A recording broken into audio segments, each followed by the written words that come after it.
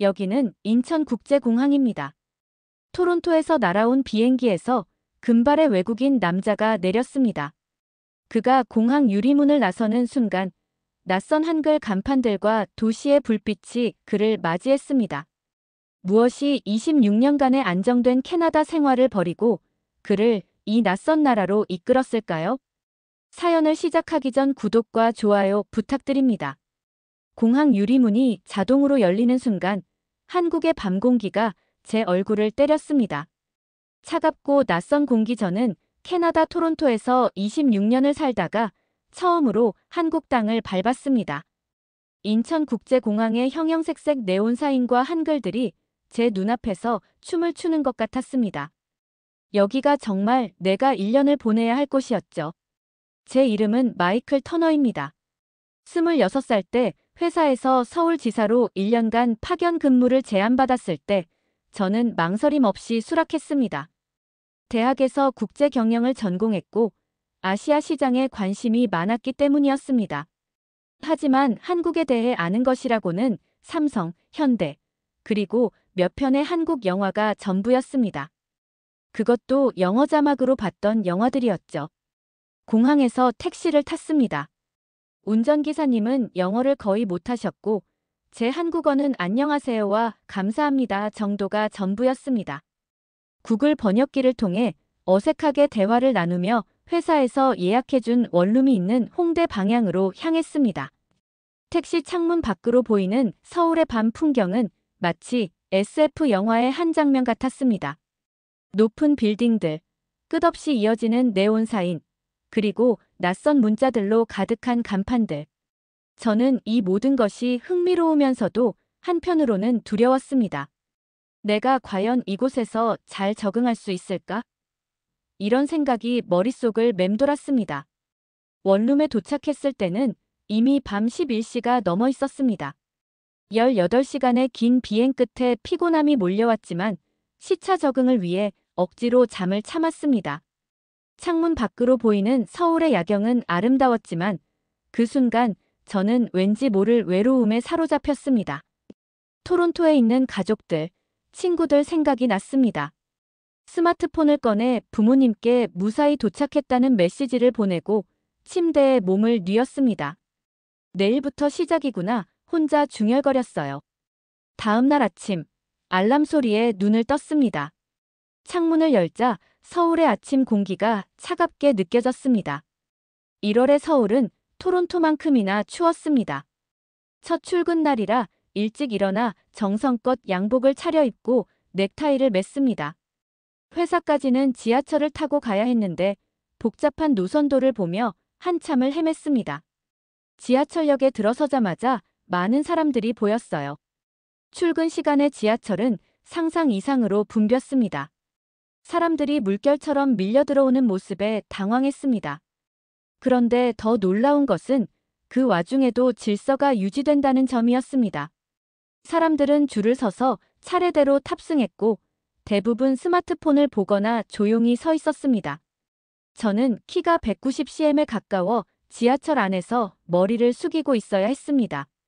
많은 한국인들이 저를 힐끔힐끔 쳐다보는 시선이 느껴졌습니다. 외국인, 그것도 금발의 파란 눈을 가진 서양인은 아직 한국에서 눈에 띄는 존재였나 봅니다. 회사에 도착하고 사무실에 들어서자 모든 직원들이 일제히 안녕하세요 라고 인사했습니다. 저는 어색하게 웃으며 헬로우라고 대답했습니다. 회사 분위기는 토론토의 회사와는 완전히 달랐습니다. 모든 것이 더 형식적이고 위계 질서가 뚜렷했습니다. 팀장님인 김민수 과장님이 저를 맞이해 주셨습니다. 다행히 그분은 영어를 유창하게 구사하셨습니다. 김 과장님은 회사 투어를 해주시며 동료들을 소개해 주셨습니다. 그런데 이름을 들어도 발음하기 어려웠고 누가 누구인지 헷갈렸습니다. 한국식 이름은 비슷하게 들렸고 발음하기도 어려웠습니다. 점심시간이 되었어요. 토론토에서는 각자 자기 식사를 해결하는 경우가 많았는데 여기서는 팀원 모두가 함께 식사를 했습니다.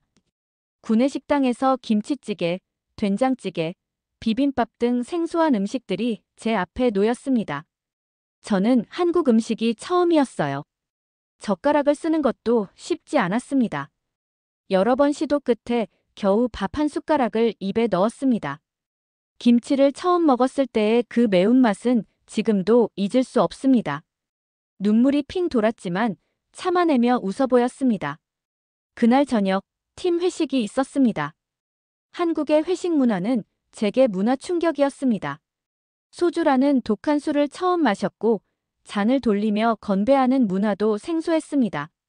선배가 술을 따라주면 두 손으로 받고 고개를 돌려 마시는 예절도 배웠습니다.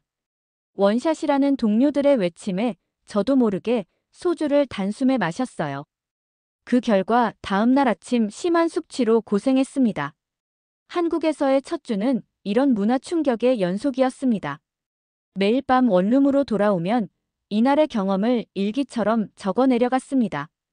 처음에는 단순히 적응을 위한 메모였지만 나중에는 한국 생활의 소중한 기록이 되었습니다. 한국에서의 생활이 2주째로 접어들면서 언어 장벽이 가장 큰 문제로 다가왔습니다.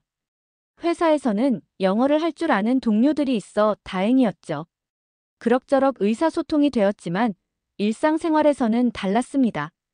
마트에서 장을 보거나 식당에서 주문을 하거나 택시를 타는 일조차 쉽지 않았습니다. 어느 날 퇴근길에 비가 갑자기 쏟아졌습니다. 우산이 없었던 저는 근처 편의점으로 뛰어들어갔습니다. 우산 주세요.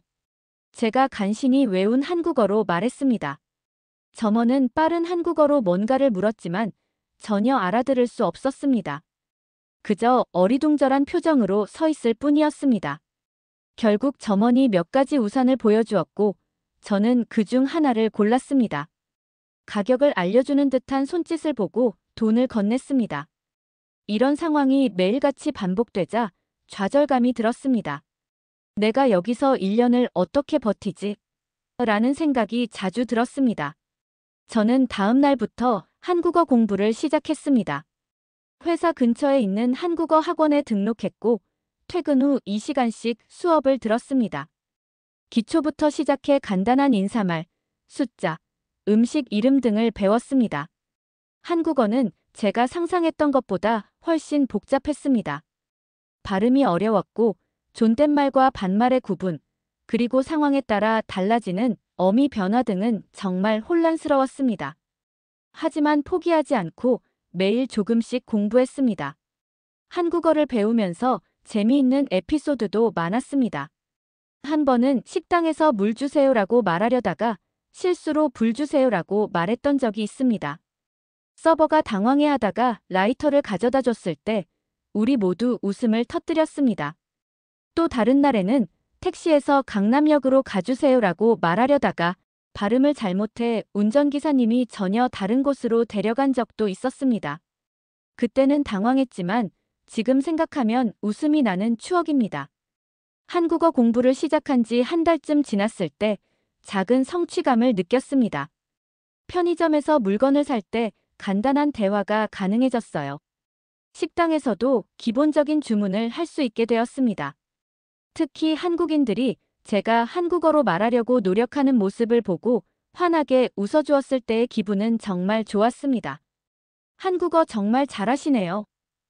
카페 직원의 칭찬에 가슴이 뿌듯했습니다. 비록 간단한 주문이었지만 그 말 한마디가 제게는 큰 힘이 되었습니다. 언어를 배우는 과정은 단순히 의사소통의 수단을 얻는 것 이상이었습니다. 한국어를 통해 한국 문화와 사람들의 생각 방식을 조금씩 이해하게 되었습니다. 존댓말에 담긴 공경의 의미, 정이라는 독특한 한국의 정서, 그리고 우리라는 집단 의식까지 언어는 단순한 도구가 아니라 문화의 창문이었습니다. 한국 생활 3개월 차, 봄이 오고 있었지만 제 마음속에는 여전히 겨울이었습니다. 초기의 흥미와 호기심은 점차 외로움으로 바뀌어 갔습니다. 회사에서는 동료들과 어느 정도 친해졌지만 퇴근 후에는 혼자였습니다. 주말이면 더욱 그 외로움이 깊어졌습니다. 토요일 아침, 창문 밖으로 벚꽃이 피기 시작하는 것이 보였습니다. 토론토에서는 볼 수 없었던 아름다운 광경이었습니다. 하지만 그 아름다움을 함께 나눌 사람이 없다는 사실이 저를 더욱 외롭게 만들었습니다. 그날 저는 혼자 한강공원으로 나갔습니다. 많은 사람들이 가족, 연인, 친구들과 함께 피크닉을 즐기고 있었습니다. 노란 돗자리 위에 앉아 김밥을 나눠 먹고 맥주를 마시며 웃고 떠드는 모습들. 저는 벤치에 혼자 앉아 그런 모습들을 지켜보며 깊은 외로움을 느꼈습니다. 스마트폰을 꺼내 인스타그램을 열었습니다. 토론토 친구들의 근황이 가득했습니다. 주말 파티, 함께하는 스포츠, 여행 사진들. 그들의 삶은 제가 떠난 후에도 변함없이 계속되고 있었습니다. 문득 내가 여기 온 것이 정말 옳은 결정이었을까? 라는 의문이 들었습니다. 우울한 마음으로 원룸으로 돌아오는 길에 작은 강아지가 저를 향해 달려왔습니다. 깜짝 놀라 뒤로 물러났는데 곧이어 중년 여성이 강아지를 쫓아왔습니다. 따라온 강아지를 안으며 그녀는 미안한 표정으로 죄송하다고 말했습니다. 저는 어색한 한국어로 괜찮다고 대답했습니다. 혹시 외국인이세요? 한국어 정말 잘하시네요. 그녀의 이름은 박선영 씨였습니다. 50대 중반의 그녀는 이 동네에서 작은 분식점을 운영하고 있었습니다. 우리는 잠시 이야기를 나누었고 그녀는 저를 분식점으로 초대했습니다. 혼자 사시나 봐요? 한국 음식은 적응되셨어요? 간단한 질문이었지만 누군가 제 상황을 궁금해한다는 사실만으로도 마음이 따뜻해졌습니다. 박 씨는 제게 떡볶이와 김밥을 대접해 주셨습니다. 처음 먹어보는 떡볶이의 매콤달콤한 맛은 정말 인상적이었습니다. 맛있죠? 우리 아들도 떡볶이를 정말 좋아했어요. 좋아했어요라는 과거형이 눈에 띄었습니다. 박 씨의 표정이 잠시 어두워졌습니다. 아드님은 어디 계세요? 조심스럽게 물었습니다. 3년 전에 교통사고로 하늘나라로 갔어요. 순간 말문이 막혔습니다. 뭐라고 위로해야 할지 몰랐습니다. 한국어 실력의 한계도 있었지만 그보다 더 큰 문제는 그런 깊은 슬픔 앞에서 어떤 말이 적절한지 몰랐기 때문입니다. 정말 죄송합니다. 간신히 말했습니다. 괜찮아요. 시간이 지나면 모든 게 괜찮아진다고들 하지만 사실 그렇지 않아요. 그냥 살아가는 법을 배우는 거죠. 그날 이후로 저는 주말마다 박 씨의 분식점을 찾았습니다. 처음에는 그저 음식이 맛있어서였지만 점차 박 씨와의 대화가 기다려지게 되었습니다. 그녀는 제게 한국 문화와 예절, 그리고 서울의 숨은 명소들을 알려주었습니다. 저는 그녀에게 토론토 이야기와 캐나다의 문화를 들려주었습니다. 한 달쯤 지났을 때 박 씨는 제게 뜻밖의 제안을 했습니다. 마이클 씨, 우리 집 위층에 작은 방이 하나 비어 있어요. 원룸보다 저렴할 텐데 괜찮으시면 이사 오실래요? 처음에는 망설였습니다. 타인의 집에 들어가 산다는 것이 부담스러웠기 때문입니다. 하지만 박 씨의 진심 어린 제안과 따뜻한 미소를 거절하기 어려웠습니다. 결국 저는 그녀의 집 위층 방으로 이사를 했습니다. 제가 머무는 곳보다 저렴하고 깔끔했어요. 이사한 지 일주일 만에 저는 이것이 최고의 결정이었다는 것을 깨달았습니다. 매일 아침 박 씨는 저를 위해 아침 식사를 준비해 주셨고 저녁에는 함께 식사를 했습니다. 주말에는 함께 시장에 가거나 근처 산책로를 걸었습니다. 어느 날 박 씨가 말했습니다. 아들처럼 누군가에게 베풀 수 있다니 흐뭇하다고요. 그 말에 저는 뭉클했습니다. 한국에서 누군가에게 가족 같은 존재가 되었다는 사실이 정말 기뻤습니다. 외로움은 여전히 가끔 찾아왔지만 이제는 그것을 함께 나눌 수 있는 사람이 생겼습니다. 한국에서의 생활은 점점 더 풍요로워졌습니다. 봄이 깊어가고 여름이 다가오면서 저는 점점 더 한국 문화의 매력에 빠져들었습니다. 박 씨는 저에게 한국의 전통과 현대가 공존하는 다양한 모습을 보여주었습니다. 주말마다 우리는 서울의 다른 곳을 탐험했습니다. 어느 토요일, 박 씨는 저를 경복궁으로 데려갔습니다. 화려한 단청과 웅장한 건축물에 압도되었습니다. 궁중 한복을 입은 관광객들이 사진을 찍고 있었고 수문장 교대식이 진행되고 있었습니다. 너무 아름다워 감탄사가 절로 나왔습니다. 박 씨는 조선시대의 역사와 왕들에 대해 이야기해 주었습니다.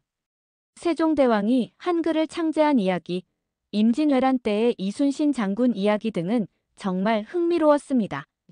다른 주말에는 인사동을 방문했습니다. 좁은 골목길에 전통 공예품 가게, 찻집, 갤러리들이 즐비했습니다. 한 도예 공방에 들어가 직접 도자기를 만들어보는 체험도 했습니다. 서툴렀지만 그 경험은 특별했습니다. 한국 음식 문화에 대한 이해도 깊어졌습니다.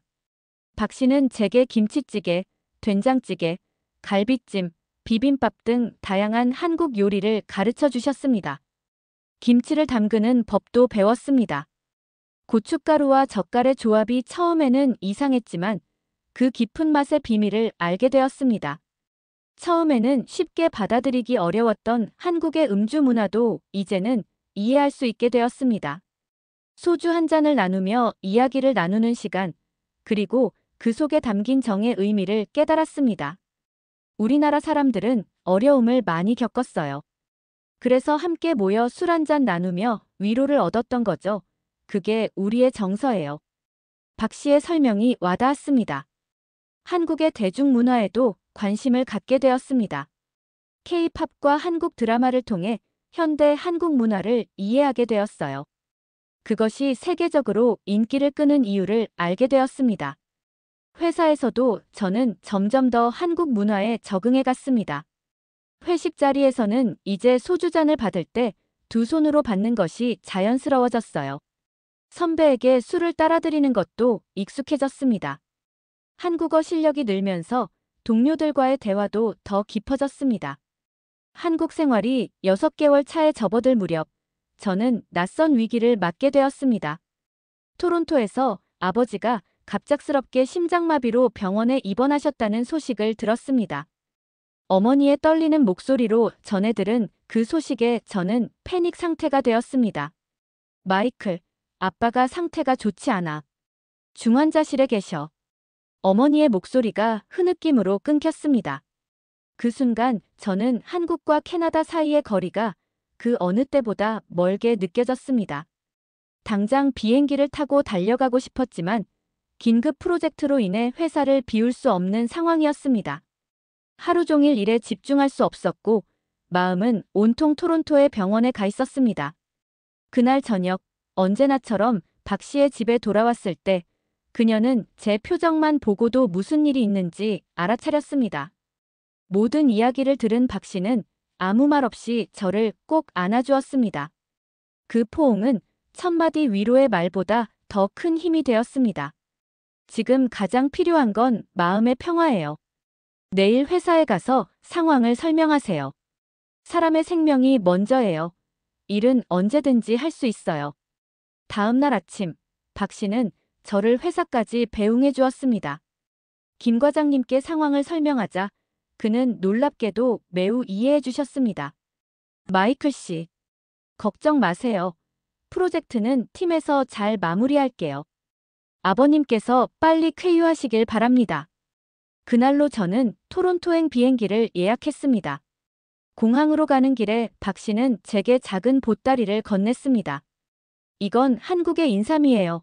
아버님 회복에 도움이 될 거예요. 그리고 이건 우리 절에서 받아온 부적이에요.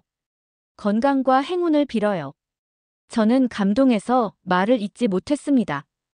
토론토에 도착해서 바로 병원으로 달려갔습니다. 중환자실에 누워 계신 아버지의 모습은 충격적이었습니다. 항상 강인하고 활기차던 분이 여러 의료기기에 연결된 채 누워 계셨습니다. 어머니는 밤낮으로 병실을 지키고 계셨고 지쳐 보였습니다. 다행히 아버지의 상태는 점차 호전되었습니다. 일주일 후 그는 일반 병실로 옮겨졌고 의식도 또렷해지셨습니다. 아들 왔구나. 아버지의 첫마디에 저는 참았던 눈물이 흘렀습니다. 집으로 돌아와 어머니가 준비해둔 저녁을 먹으며 한국에서의 경험을 나누었습니다. 박 씨 이야기, 회사 동료들 이야기, 그리고 제가 배운 한국 문화에 대해 이야기했습니다. 박 씨라는 분 한 번 만나 감사 인사를 전하고 싶다며 어머니가 말씀하셨습니다. 토론토에서의 2주일은 빠르게 지나갔습니다. 아버지의 상태가 안정되고 퇴원 날짜도 잡혔습니다. 저는 한국으로 돌아갈 준비를 했습니다. 하지만 이번에는 다른 마음가짐이었습니다. 한국은 이제 단순한 외국이 아니었습니다. 제 마음에 또 다른 집이 되어 있었습니다. 서울로 돌아오는 비행기 안에서 저는 지난 6개월을 되돌아보았습니다. 처음에는 모든 것이 낯설고 어려웠지만 이제는 그 모든 것이 소중하게 느껴졌습니다. 문화 충격은 문화 적응으로, 외로움은 새로운 인연으로 바뀌어 있었습니다. 인천공항에 도착했을 때 뜻밖의 광경이 펼쳐졌습니다. 도착장에는 박 씨와 회사 동료들이 저를 기다리고 있었습니다. 마이클 씨 환영합니다라고 쓰인 현수막까지 들고 있었습니다. 저는 감격해서 눈물이 났습니다. 아버지의 병환을 계기로 저는 한국과 캐나다 사이에서 제 정체성에 대해 더 깊이 생각하게 되었습니다. 문화적 차이에도 불구하고 인간의 기본적인 감정과 가치는 보편적이라는 것을 깨달았습니다. 사랑, 존중, 배려. 이런 가치들은 국경을 초월했습니다. 한국 생활 8개월 차, 저는 이제 한국어로 일상 대화를 나눌 수 있게 되었습니다. 여전히 실수도 많았지만 의사소통에는 큰 문제가 없었습니다. 회사에서도 한국어로 보고서를 작성하기 시작했고 회의에서도 한국어로 발표할 수 있게 되었습니다. 회사에서의 성과도 점점 좋아졌습니다.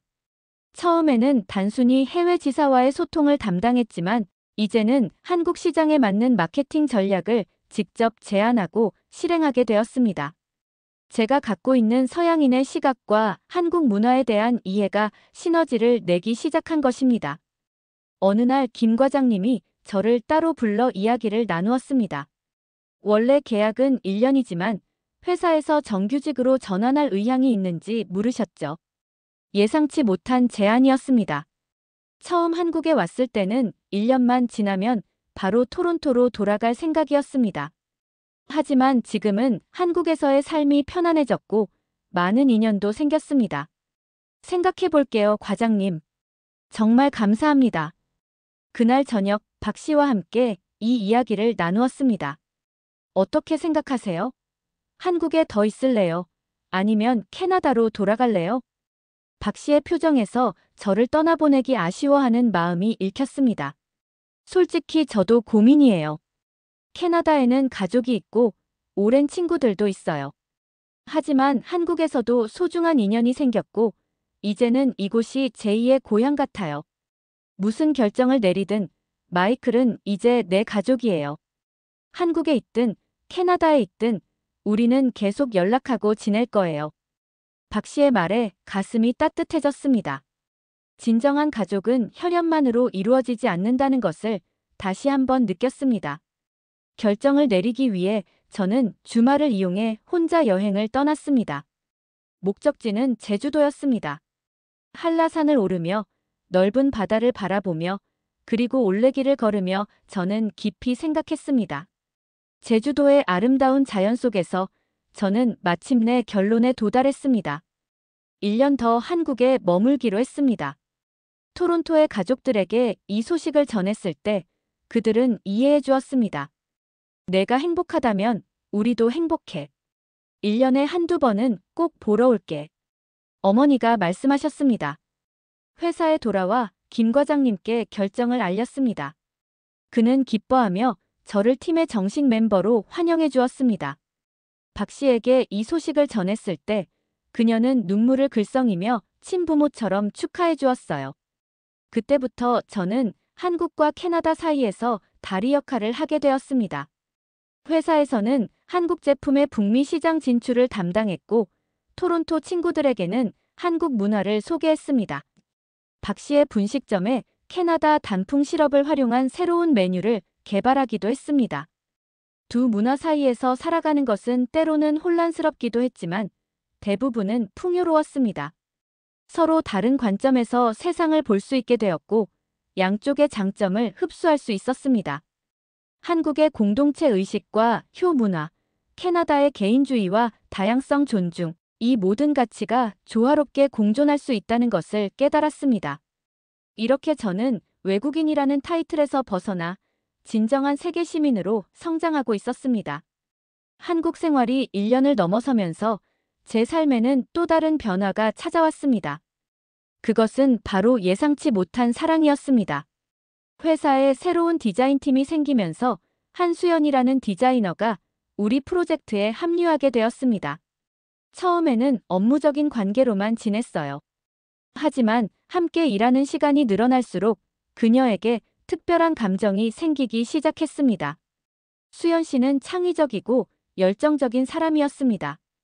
그녀의 디자인은 항상 신선했고 한국적 요소와 글로벌 트렌드를 절묘하게 조화시켰습니다. 또한 그녀는 제가 한국 문화를 이해하는 데 큰 도움을 주었습니다.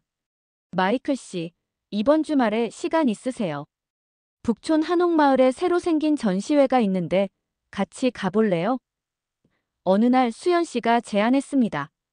그렇게 시작된 우리의 만남은 점점 더 자주 이루어졌습니다. 주말마다 서울의 다양한 곳을 함께 탐험했고 대화도 업무에서 개인적인 이야기로 확장되었습니다. 수연 씨는 5년간 뉴욕에서 유학한 경험이 있어 영어도 유창했고 서양 문화에 대한 이해도 깊었습니다. 하지만 그녀는 여전히 한국의 전통적 가치를 소중히 여기는 사람이었습니다. 어느 날 수연 씨가 한국에서 제일 기억하고 싶은 게 있냐고 끈질기게 물었습니다. 사실은 한국 사람들이라고 했어요. 특히 박 씨 같은 분들. 처음에는 낯설었지만 정말 따뜻하게 저를 받아들여 주셨어요. 그리고 잠시 망설이다가 덧붙였습니다. 당신 같은 사람들이라고 했죠. 그 말에 수연 씨의 얼굴이 살짝 붉어졌습니다. 그 순간 우리 사이에는 뭔가 특별한 감정이 흐르고 있다는 것을 서로 알게 되었습니다. 한 달 후, 우리는 공식적으로 연인 관계가 되었습니다. 하지만 국제 연애에는 예상치 못한 어려움도 있었습니다. 문화적 차이, 언어의 장벽, 그리고 무엇보다 미래에 대한 불확실성이 우리 앞에 놓여 있었습니다. 특히 어려웠던 것은 수연 씨의 부모님을 만나는 일이었습니다. 한국의 부모님들은 자녀의 결혼 상대자에 대해 매우 신중했고 외국인은 더욱 그랬습니다. 부모님께서 당신을 만나고 싶어 하세요. 어느 날 수연 씨가 긴장된 표정으로 말했습니다. 저는 식은땀이 났습니다. 한국의 장인, 장모님을 만난다는 것은 정말 큰일이었습니다. 다행히 박 씨는 저에게 많은 조언을 해주었습니다. 첫인상이 중요해요. 정중하게 인사드리고 두 손으로 물건을 들이세요. 그리고 수연이에 대한 진심을 보여주세요. 긴장된 마음으로 수연 씨 부모님 댁을 방문했습니다. 처음에는 어색했지만 차츰 대화가 이어지면서 분위기가 풀렸습니다. 수연 씨의 아버지는 외국 생활 경험이 있으셔서 영어도 잘하셨고 세계 각국의 이야기를 나누며 공통점을 찾았습니다. 마이클 씨, 우리 딸을 행복하게 해줄 수 있나요? 식사 후 수연 씨의 아버지가 진지하게 물으셨습니다. 네, 최선을 다하겠습니다. 수연 씨는 제게 매우 소중한 사람입니다. 진심을 담아 대답했습니다. 그날 이후로 수연 씨의 부모님은 저를 가족처럼 대해주셨습니다. 명절에는 함께 차례를 지내고 가족 여행에도 초대해 주셨습니다. 한국의 가족 문화를 직접 체험하면서 저는 더 깊이 한국 사회를 이해하게 되었습니다. 수연 씨와의 관계는 저에게 많은 변화를 가져왔습니다. 한국에 대한 애정이 더 깊어졌고 미래에 대한 계획도 바뀌었습니다. 원래는 몇 년 후 캐나다로 돌아갈 생각이었지만 이제는 한국에서의 장기적인 삶을 진지하게 고려하게 되었습니다. 국제 커플로서 우리는 서로의 문화를 존중하고 배우는 과정에서 더 강한 유대감을 형성했습니다. 차이점은 우리를 갈라놓는 장벽이 아니라 서로를 더 깊이 이해하게 만드는 기회가 되었습니다. 한국 생활 2년 차. 이제 저는 완전히 다른 사람이 되어 있었습니다. 한국어는 거의 유창해졌고 한국 문화와 사회에 대한 이해도 깊어졌습니다. 더 이상 외국인이라는 느낌보다는 이방인에서 이웃으로 변화한 느낌이었습니다. 회사에서의 입지도 탄탄해졌습니다. 처음에는 단순히 해외 지사와의 소통을 담당했지만 이제는 아시아 태평양 지역 마케팅 팀의 리더로 승진했습니다. 제가 가진 양쪽 문화에 대한 이해가 큰 강점이 되었습니다. 박 씨의 분식점은 점점 더 확장되어 이제는 작은 한식당이 되었습니다. 저는 주말마다 그곳에서 일손을 돕고 외국인 손님들을 위한 영어 메뉴판을 만들어 주었습니다. 덕분에 외국인 관광객들이 많이 찾아오게 되었고 박 씨의 가게는 더욱 유명해졌습니다. 마이클 덕분에 우리 가게가 국제적으로 유명해졌네. 박 씨는 농담 반, 진담 반으로 말하곤 했습니다. 수연 씨와의 관계도 더욱 깊어졌습니다. 2년간의 연애 끝에 저는 그녀에게 프로포즈를 결심했습니다. 한국 전통과 서양 방식을 결합한 특별한 프로포즈를 계획했습니다. 남산타워에서 야경을 배경으로 저는 무릎을 꿇고 반지를 꺼냈습니다. 하지만 그것만으로는 부족하다고 생각했습니다. 그래서 수연 씨의 부모님께 전통적인 방식으로 허락을 구했고 한복을 입고 정식으로 큰 절을 올렸습니다. 눈물을 글썽이며 수연 씨는 고개를 끄덕였습니다. 그 순간 서울의 밤하늘에 불꽃놀이가 시작되었습니다. 완벽한 타이밍이었습니다. 우리의 결혼식은 양가의 문화를 모두 존중하는 방식으로 진행되었습니다. 오전에는 한국 전통 혼례를, 오후에는 서양식 결혼식을 올렸습니다. 토론토에서 가족들이 모두 날아왔고 양가 가족들이 처음으로 만나는 자리였습니다. 언어는 달랐지만 웃음과 눈빛으로 소통하는 모습이 감동적이었습니다. 특히 제 어머니와 수연 씨의 어머니가 서로를 끌어안고 눈물 흘리는 모습은 잊을 수 없습니다. 말이 통하지 않아도 딸과 아들의 행복을 바라는 마음은 똑같았습니다. 결혼 후 우리는 서울과 토론토를 오가며 살기로 했습니다. 6개월은 한국에서 6개월은 캐나다에서 지내며 양쪽 가족과 시간을 보내기로 했습니다. 회사에서도 이러한 유연한 근무 형태를 지원해 주었고 원격 근무와 출장을 병행하는 방식으로 일을 계속할 수 있었습니다. 우리의 국제 결혼 생활은 많은 사람들에게 영감이 되었습니다. 회사의 다른 외국인 직원들도 저에게 한국 생활에 대한 조언을 구하기 시작했고 저는 그들의 멘토가 되어 도움을 주었습니다. 또한 한국에 관심이 있는 캐나다 친구들에게도 한국 문화와 언어를 소개했습니다. 3년이 지난 지금 저희 부부에게는 작은 축복이 찾아왔습니다. 수연 씨가 임신한 것입니다. 아이가 태어나면 한국식 이름과 영어 이름을 함께 지어주기로 했습니다. 두 문화 사이에서 자라날 우리 아이가 세계 시민으로 성장하길 바라는 마음으로요. 인천공항에 첫 발을 디딘 그날로부터 정확히 5년이 지났습니다. 오늘 저는 공항 근처 카페에 앉아 창밖을 바라보며 지난 시간을 돌아보고 있습니다. 오늘 토론토에서 부모님이 오시기 때문에 마중 나온 참입니다. 처음 한국에 왔을 때 저는 단지 1년간의 경험을 위해 왔을 뿐이었습니다. 하지만 인생은 계획대로 흘러가지 않았습니다. 5년이 지난 지금 저는 한국에서 사랑하는 아내와 곧 태어날 아이 그리고 제2의 어머니인 박 씨와 함께 새로운 삶을 살고 있습니다. 한국 생활은 저에게 단순한 해외 경험이 아니라 완전한 변화의 과정이었습니다. 언어의 장벽, 문화 충격, 외로움. 이 모든 어려움은 결국 성장의 기회였습니다. 그 과정에서 저는 더 강해졌고 더 열린 마음을 갖게 되었으며 무엇보다 진정한 나 자신을 발견하게 되었습니다. 카페 창문을 통해 보이는 활주로에 비행기가 착륙합니다. 곧 부모님이 도착하실 시간입니다. 오늘은 특별한 날입니다. 박 씨의 분식점 개업 20주년 기념일이기도 합니다. 저희는 깜짝 파티를 준비했고 부모님도 함께 참석하실 예정입니다. 문득 인생의 아이러니를 생각합니다.